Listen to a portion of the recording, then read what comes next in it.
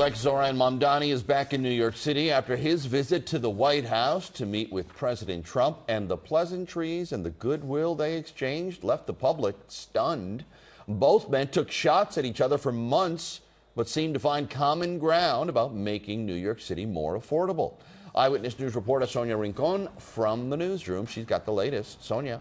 Joe, the mayor-elect has been asked several times this weekend whether he's surprised by how cordially President Donald Trump treated him and spoke of him following their meeting at the White House Friday after using very different language during the campaign. While not saying whether or not he's surprised, Mr. Mamdani says he's appreciative. And with his affordability message, he's looking to keep the conversation going.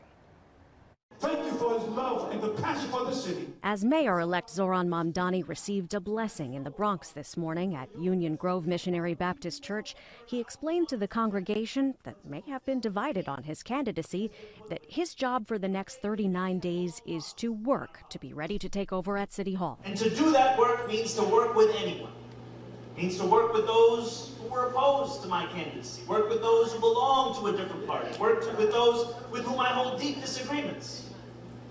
So long as the work that we do is the work to help this city and the people that call it home. After his meeting at the White House Friday, Mamdani has been asked a lot about the civil tone from the president and whether it signaled a spirit of cooperation.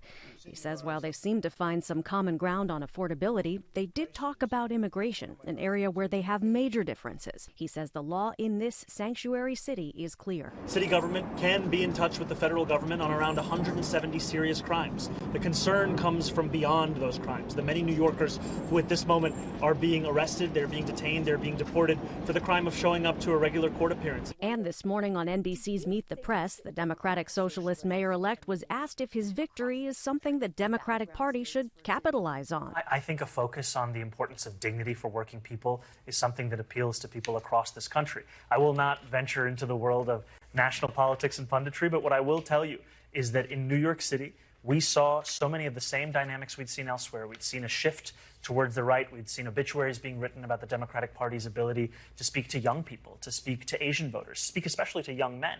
And I actually shared this with the president, that the very constituencies that he had won over, that were a critical part of his increased vote share in New York City, were the ones that we then looked at as who we should focus on to bring back into the party.